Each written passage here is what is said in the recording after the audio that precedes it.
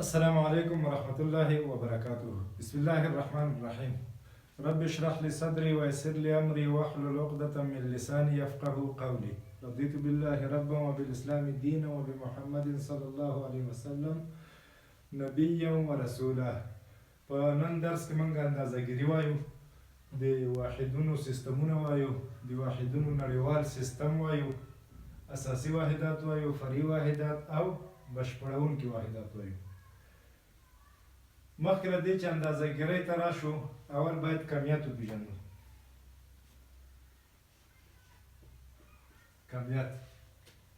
کمیت څه شي ته وایي؟ د یوه جسم هغه خاصیت چې د اندازه کولو وړ وي د کمیت څخه عبارت دی. یعنی د یوه جسم هر هغه خاصیت چې د عدد له مخې وښودل شي د کمیت څخه عبارت دی. دوه ډوله ویلی شو. د یوه جسم هر هغه خاصیت چې د اندازه کولو وړ وي کمیت بلل کېږي، او د یوه جسم هر هغه خاصیت چې د عدد له مخې ښودلی شو کمیت بلل کېږي. د مثال په ډول د تختې سپینوالی کمیت نه دی، ځکه دا موږ نشو اندازه کولی، نه د عدد له مخې ښودلی شو. داسې نشو ویلی چې 2 سپین یا 3 سپین یا 4 سپین. که بل طرف ته راشو، د تختې عرض یا د تختې طول دا موږ اندازه کولی شو. که ووایو چې عرض 4 فوټه دی یا طول 8 فوټه دی، نو د اندازه کولو وړ دی، معنا د عدد په واسطه سره یې ښودلی شو 4 فوټه. همدارنګه طول یې 8 فوټه. نو د تختې طول یا عرض دغه خاصیت چې دی کمی دی، اندازه کېږي، او د تختې سپینوالی غیر کمی دی. په همدې ترتیب د انسان دوه خاصیتونه چې د اندازه کولو وړ دي، یو یې وزن دی او بل یې لوړوالی دی. مثلا 80 کیلوګرامه یو انسان وزن لري، د 80 کیلوګرام فورس وزن دا د عدد له مخې وښودل شو 80 کیلوګرام فورس. همدارنګه 170 سانتي متر اوږدوالی لري. نو 170 عدد دی، د ده طول یا اوږدوالی د عدد له مخې وښودل شو، نو دغه اوږدوالی او وزن یې څنګه دی؟ کمیت دی. پس په لنډ ډول کمیت هر هغه خاصیت چې د اندازه کولو وړ وي یا د عدد له مخې وښودل شي کمیت بلل کېږي، او هر هغه خاصیت چې د اندازه کولو وړ نه وي، یعنی د عدد له مخې نه شي ښودلی، غیر کمیت یا کیفیت بلل کېږي. اوس راځو یو فزیکي کمیت موږ څنګه اندازه کوو. اندازه کولو دپاره یې د یاد کمیت نه یو معین مقدار راخیستل کېږي، او دا کمیت د دې مقدار سره پرتله کېږي چې څو چنده دی.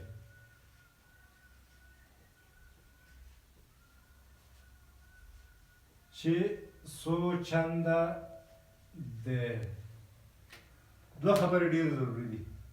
د کمیت له جنسه معین مقدار مشخص کېدل، او بیا دا کمیت د دې معین مقدار سره پرتله کېدل چې دا کمیت د دې معین مقدار څو چنده کېږي.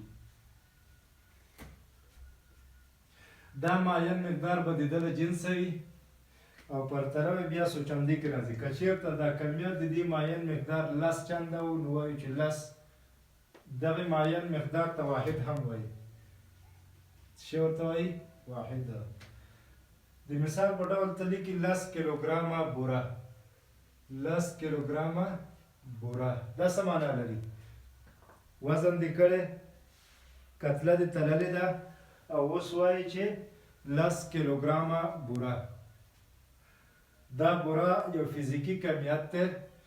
دغې فزیکي کمیت اندازهګیرۍ نه د مقصد کتله تلل دي. د کتلې دپاره د واحد شی راخیستی کیلوګرام، دا معین مقدار. بیا د دا بوره د دې کیلوګرام سره پرتله کړې چې څو چنده ده. ودې کتله بوره د دې کیلوګرام 10 چنده وه، نو ودې ویل چې 10 کیلوګرامه بوره. یعنې په اندازهګیرۍ کې 3 شیان ضروري دي. عدد موږ ته څه راښيي؟ څو چندي. کیلوګرام موږ ته څه راښيي؟ معین مقدار یا واحد. او بوره موږ ته څه راښيي؟ کمیت. داسې نه شي ویلی چې 10 کیلوګرامه سپینوالی، ځکه هغه کمیت نه دی، اندازه کېږي نه. نو په اندازه ګرۍ کې څو خبرې ډېرې ضروري دي؟ 3. معین مقدار به ترې راخلې، د ده له جنسه، د ده خاص کر داسې نه چې ته کیلوګرام بوره راواخلې، نه، کیلوګرام ته اوسپنه هم راخیستی شي، بل هم راخیستی شي، خو دا جنس به یې کمیت وي. داسې به نه وي چې 10 سکنډه بوره یا 10 موله بوره یا 10 امپیره بوره، ځکه امپیر یا سکنډ د کمیت له جنسه نه دی. نو که ته بوره د بورې کتله تلې ته به د کتلې واحد استعمالوي. پس اندازه ګیرۍ کې 3 خبرې ډېرې ضروري شوې. عدد، دلته چې کوم عدد ذکر شوی دا څو چندي راکوي، کیلوګرام یا ورپسې چې کوم هغه واحد بلل کېږي او ورسره کمیت بلل کېږي. که چېرته ته دې کې یو شی پرېږدې پوره مفهوم نه ورکوي. د مثال په ډول یو مریض دی په هسپتال کې داخل شوی، په دوسیه کې ورته نرس یا نرسې لیکل وکړه 80. اوس که بل کس راشي دا 80 نه پېژني، ځکه عدد یې ولیکو. یو کس به وایي چې دا 80 یې ټیټ فشار دی، بل کس راځي چې نه 80 کیلوګرامه یې وزن دی، بل کس راځي وایي نه 80 کاله عمر لري. نو ته په اندازه ګیرۍ کې مجبوره یې چې پوره لیکل وکړې 80 څه شی؟ کیلوګرامه. څه شی؟ کیلوګرامه وزن. اصل کې کیلوګرام نه، کیلوګرام فورس وزن. نو په 3 شیان چې پوره نه کړې، پوره مفهوم ته په اندازه ګیرۍ کې نه شي رایه کولی، نه یې شي ښودلی. اوس راځو کله چې اندازه ګیري مو پېژندله، کمیت هم وپېژندو، واحد هم وپېژندو، راځو د واحدونو سیستمونه.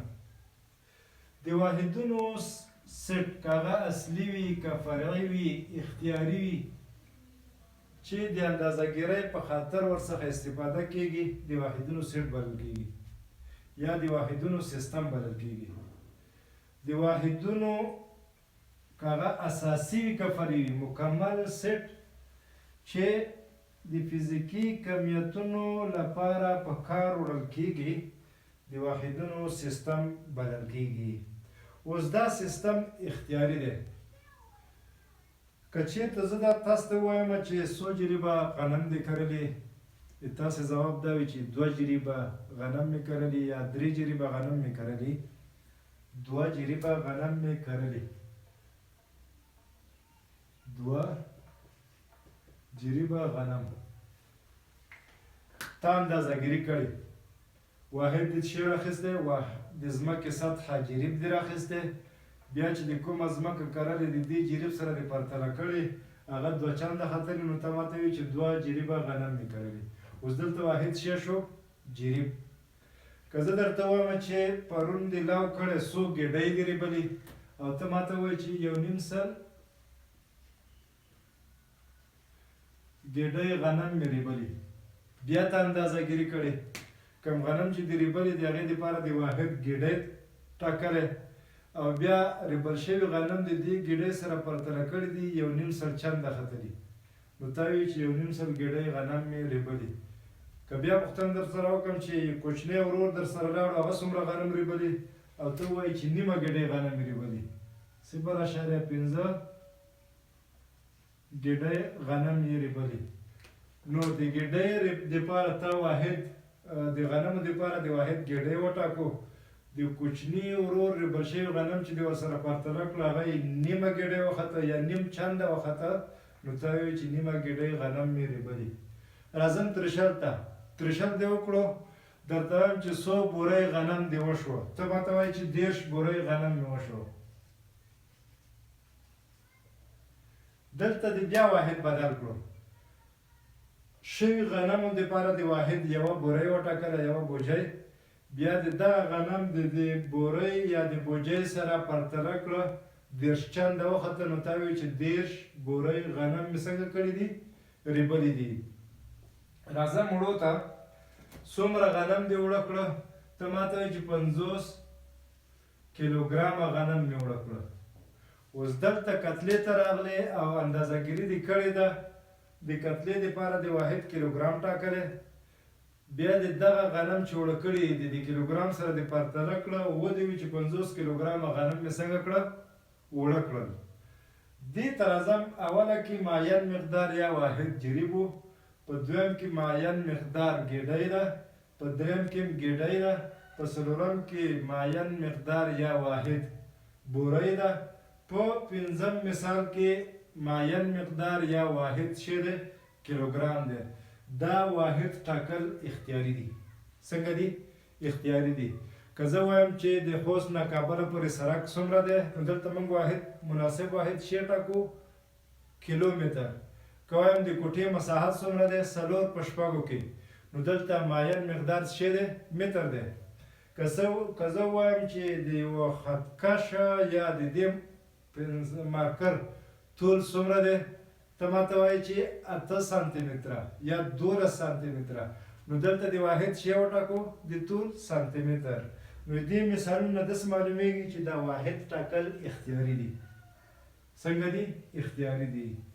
همدغه واحدات ګېډۍ، لوښی، بورۍ دا په مختلفو مملکتونو کې مروج وو. یو څو ډېر مهم شوي وو چې هغه یو CGS، بل یو MKS او بل یو FPS. د درې سیستمونو په نړۍ کې ډېر محبوبیت او انتخاب ترلاسه کړی. خو کله چې تجارت پراختیا وموندله، د یوې ټولنې کس به بلې ټولنې ته لاړو او ده به تجارت کولو، د دغې معین مقدار یا د واحد سره به بلد نه و. که چېرته به یې غنم اخیستل او چا به ورته ووایي چې زه دومره بورۍ غنم درکوم یا دومره لوښي غنم درکوم دې په مقابل کې، ده ته به د ګټې او تاوان معلومات نه کېدو. دا به ورته نه معلومېده چې ما ته دا غنم راکوي څومره خیږي. یعنې د معین مقدار یا د واحد سره نابلده به و. یو ځای کې به یو رقم واحدات استعمالېده، بل ځای کې به بل رقم واحدات استعمالېده. د تجارت د پراختیا په اساس باندې د دې ضرورت پېښ شو چې تر څو داسې سټنډر واحدات سره وټاکي چې د یوې ټولنې شخص هم په هغې سره بلدتیا ولري او د بلې ټولنې شخص هم د هغې سره څنګه وکړي بلدتیا ولري. نو همدا وجه وه چې په 1875 کې میلادي کال کې د وزنونو او مقیاسونو ټولنه رامنځته شوه او په 19شپېته کې په دې باندې وتوانېدل چې یو سټنډر سیستم جوړ کړي او واحدات تعریف کړي، ټولې نړۍ ته یې ولیږي. دغه چې په 19شپېته کې د ټولو متفقه واحدات تعریف شول، دې ته نړیوال سیستم د واحدات وایي یا SI سیستم. SI فرانسوي ژبه کې سیستم انټرنیشنل ورته وایي. انګلیسي نه ده، که انګلیسي وه IS راتلو. فرانسوي ژبه ده سیستم انټرنیشنل، انګلیسي کې انټرنیشنل سیستم آف یونټس دی او موږ ورته څه وایو؟ د واحداتو نړیوال سیستم. اوس راځو دغه نړیوال سیستم په 19شپېته کې واحدات تعریف کړه. څنګه یې کړه؟ تعریف یې کړه. دغه واحداتو ته بیا اساسي واحدات ویل کېږي. واحدات کوم کوم وو؟ هغه د طول واحد و، د اوږدوالي، د کتلې واحد و،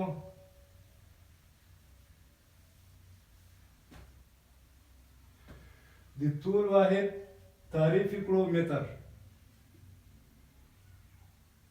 د کتلې واحد دوی تعریف کړو کیلوګرام، د وخت واحد تعریف کړو ثانیه یا سکند،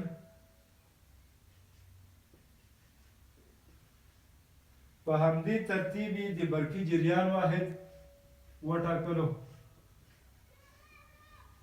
امپیر،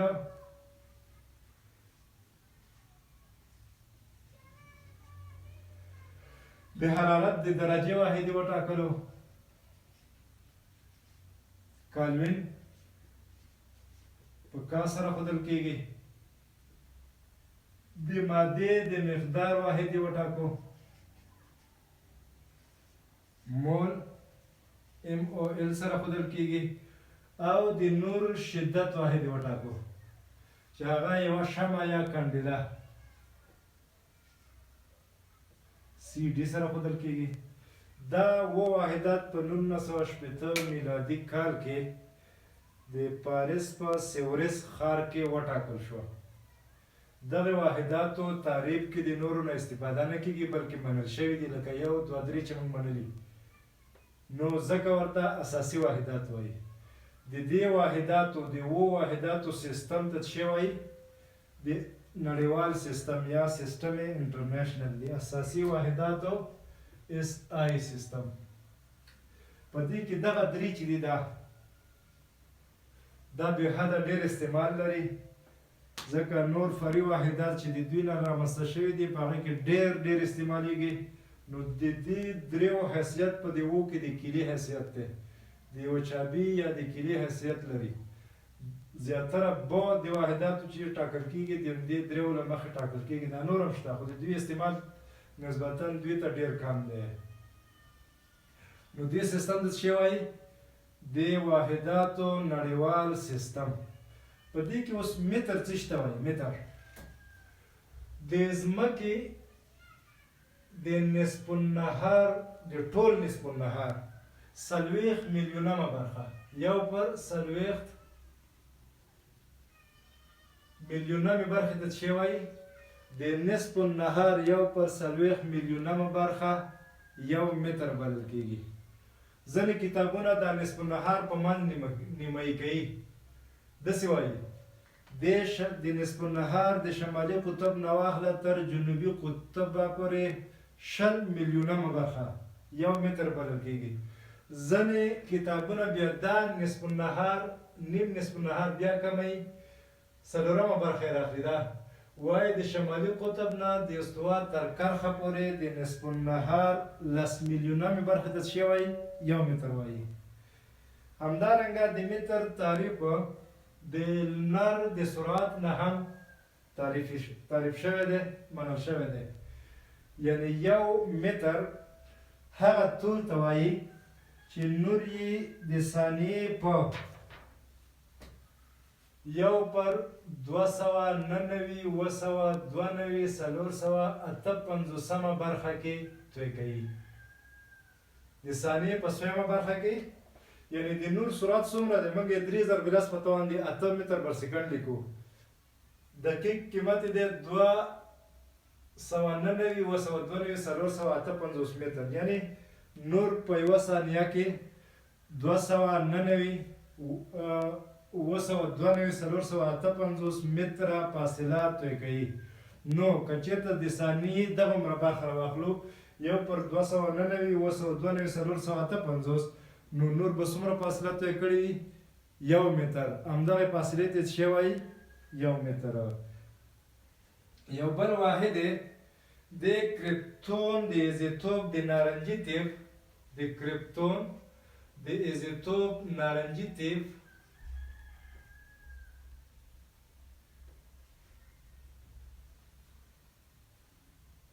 شپاړس نیم سوه 963 یو شپږ 50.3 د طول موجونو مجموعه 1 متر کېږي. یعنی کرپتون چې کوم نارنجي تیف لري د هغه د طول موجونو 1 لمده 2 لمده 3 لمده 4 لمده دا چې جمع کې څومره لمدهګانې 14.3 د طول موجونو مجموعې ته یا طول ته څه وایي؟ 1 متر وایي. دا د طول یا د اوږدوالي واحد. دویم واحد د کیلوګرام د کتلې واحد. 1 کیلوګرام د هغه اوبو د 1 لیټر اوبو کتلې سره مساوي دی چې د حرارت درجه 4 سانتیګراد وي. 1 لیټر اوبه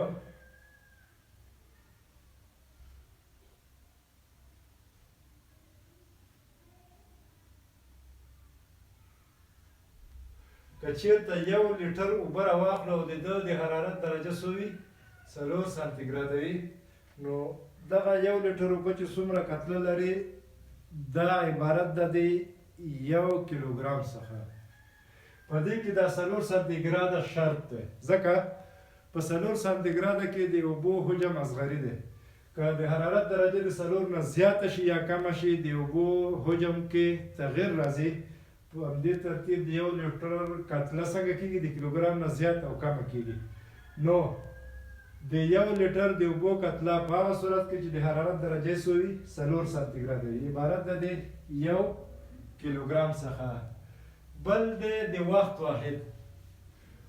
واحد د یوې متوسطې شپې ورځې 1/24 ځکه شپه ورځ 24 ساعته ده بیا ساعت 80 دقیقې دی دقیقه بیا 80 ثانیې ده نو د یوې متوسطې شپې او ورځې 1/24 شپېته یمې برخې ته څه وایي 1 ثانیه که دا تاسې ضرب کړئ تاسو ته به څه درکړي اشاریه عدد چې هغه د 0.1 2 3 4 11 15 4 یعنی د یوې متوسطې شپې او ورځې دومره یمې برخې ته څه وایي 1 ثانیه همدارنګه وخت د اتومي ساعتونو په ذریعه هم تعریف شوی دی چې ډېر دقیق ډول کار کوي او هغه د سیزیم اتوم د انرژۍ د ښکتنیو حالتونو ترمنځ د فرق په اساس دی یعنی 1 سکند دا د سیزیم 1.3 د اهتزازونو 190 290 610 700 اهتزازونو یا وایبریشنونو وخت عبارت د څه شي نه دی 1 سکند څخه دی سیزیم 1.3 د ښکتنیو حالتونو د فرق په اساس باندې ټاکل شوی دی بل واحد چې دی د برقي جریان واحد دی د برقي جریان واحد امپیر دی او 1 امپیر هغه جریان دی که چیرې د دوو موازي لای تناهي هادګانو چې ترمنځ فاصله 1 متر وي تیر شي او د دوی ترمنځ د جذب یا د دفع قوه 2 ضرب لس په تواني منفي 7 نیوټن رامنځته کړي 1 امپیر هغه جریان دی چې د دوو موازي هادي سیمانو څخه چې لای تناهي اوږدوالی لري او ترمنځ فاصله 1 متر ولري تیر شي او دوی ترمنځ د جذب یا د دفع قوه 2 ضرب لس په تواني منفي 7 نیوټنه رامنځته کړي بل واحد چې تعریف شوی دی هغه د حرارت درجه ده او واحد یې څه دی کالوین 1 کالوین د ترموډینامیکي درېګونې نقطې 293.14 برخې ته وایي 1 کالوین د موادو د ترموډینامیکي درېګونې حالت 293.14 برخې ته وایي د موادو یا د جسمونو ترموډینامیکي نقطه کومه نقطه ده هغه نقطه ده چې په هغې کې ماده 3 فازونه لري هم مایع حالت ولري هم جامد حالت ولري او هم ګازي حالت ولري دغه ترموډینامیکي درېګونې نقطه په ترمامیټرو کې یا د کالوین په ترمامیټر کې ترموډینامیک کې په تشریحي ډول سره ولوستل شي بل واحد دی د مادې مقدار د مادې د مقدار واحد مول تعریف شوی او 1 مول د مادې هغه مقدار دی چې د کاربن 12 ایزوټوپ اتوم 0.012 کیلوګرام سره مساوي وي یعنی که چېرته د اتوم سی 0.012 کیلوګرامه یا 12 ګرام راواخلو په دې کې څومره کاربن اتومونه موجود وي دې مقدار ته د 1 مول وایي او د مادې د مقدار واحد دی دا عدد تقریبا د اوګدرو د عدد سره مساوي دی یعنی هر هغه د مادې هغه مقدار چې په هغې کې د لومړنیو ذراتو شمېر د اوګدرو د عدد سره څنګه مساوي وي. د اوګدرو عدد او مول به هم په ترموډینامیک کې ولوستل شي. آخري یو بل واحد چې دی هغه د نور د شدت واحد دی او هغه د کندیلا چې په سی ډي سره ښودل کېږي.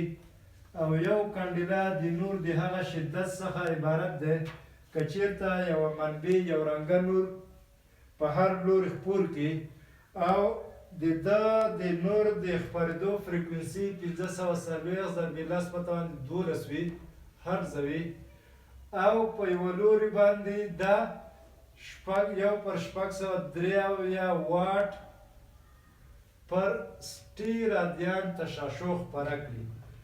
دې مقدار د نور شدت ته یوه شمع یا یوه کندیلا وایي.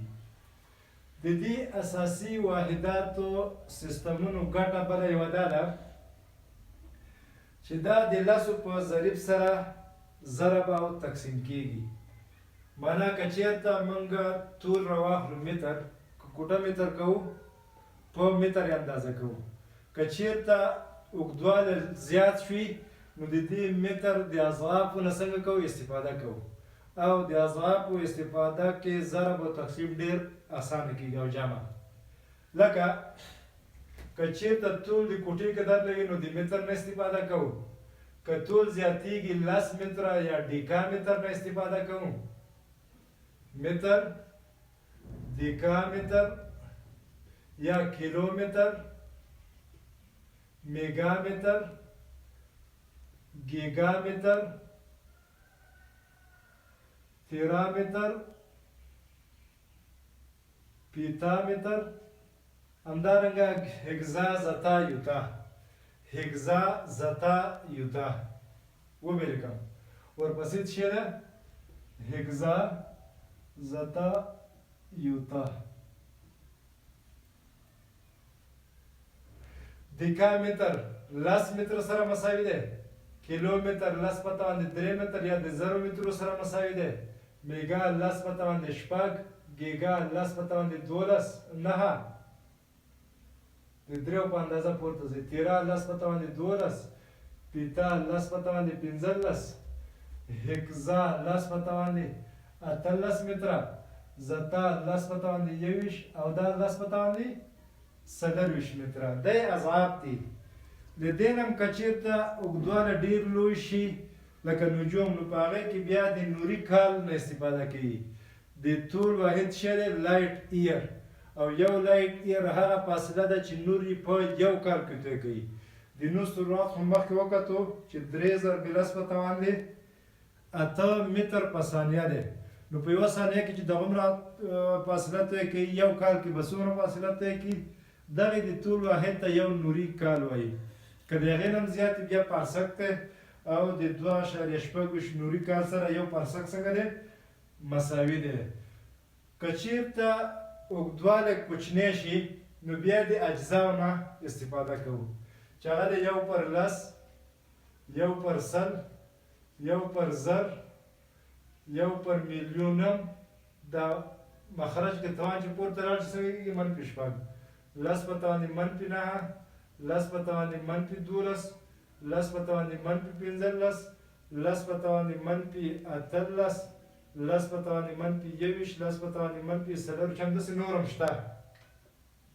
خو تقریبا استفاده ورنه ډېره نه کېږي. اوس راځو د متر لسمې برخې ته څه وایي؟ ډي سي متر. سلمې ته یې سانتي متر، زرمې ته یې میلي، میلیونمې برخې ته یې مایکرو، نانو، پیکو، فیمټو، اتو، یوکتو، زبتو. دا د متر اجزا او اضعاف شو. ښکته چې دي اجزا د متر برخې کوچنۍ یا د طول کوچني واحدونه او پورته یې اضعاف شو. همدا ترتیب کیلوګرام هم کېږي، سیکنډ هم کېږي، نینو ثانیه، امپیر هم کېږي، مایکرو امپیر، کالوین هم کېږي، مول هم کېږي، کنډیلا هم کېږي. نو دا د متر اجزا او اضعاف دا 15 واحدات اساسي واحدات شو. له دې وروسته یو دوه واحداتو ته بشپړونکي واحدات وایي چې هغه د زاویو واحدات دي. دوه ډوله زاویې موږ لرو. یوه سطحي زاویه ده چې په دایره کې تعریفېږي، بله جامده زاویه ده چې هغه څنګه کېږي په کوره کې یا په فضا کې اندازه کېږي.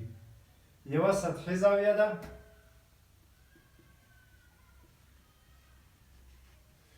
بله جامده زاویه ده.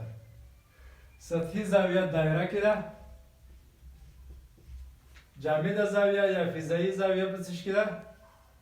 کوره کې. کوره درې بعدي جسم دی، نو په تخته رسمېدل امکان نه لري. تاسو پاتس کې دا څنګه ده لکه فوټبال یا کوره.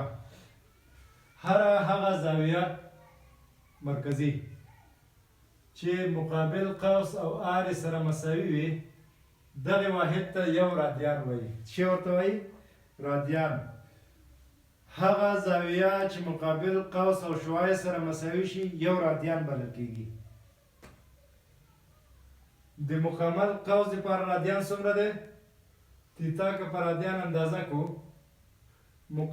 مکمل قوس د دایرې محیط راځي. د دایرې محیط څو دی؟ 2 پای آر تقسیم شعاع آر. آر به د آر سره اختصار شي نو 2 پای رادیان. داخلي یوه مکمله زاویه په رادیان باندې څومره ده؟ 2 پای رادیان ده.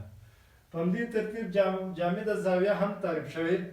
د جامد زاویې مقابل قوس په ځای سطحه ده، ځکه دا کوره ده. دا څه ده؟ سطحه.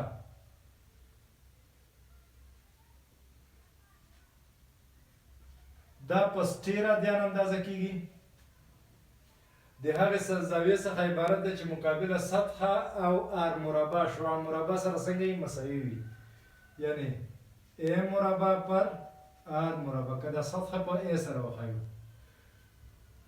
دې زاویې ته فضایي زاویه یا جامده زاویه وایي او واحد یې څه دی؟ 60 رادیان. مکمله جامده زاویه به څومره راشي؟ نو مکمله سطحه د کورې 4 پای آر مربع ده تقسیم آر مربع. آر مربع به د آر مربع سره اختصار شي نو مکمله زاویه به په 60 رادیان باندې څومره شي؟ 4 پای 60 رادیانه. دغه دو واحدونو ته رادیان او 60 رادیان ته څه وایي؟ بشپړونکي واحدات. په مثالونو کې به دغه د متر یا د واحداتو اجزا او اعضاب ترمنځ مثلا یو مایکرومتر 100 میگا متر کېږي، یو کیلومتر 100 سانتي متر کېږي. همدارنګه نور سره په حل شوو مثالونو کې ورباندې مثالونه حلوو. یو څو ویډیوګانې د درس اړوند کوو چې فصل خلاص شي انشاءالله د هرې موضوع اړوند به ښه پوره مثالونه حلیږي.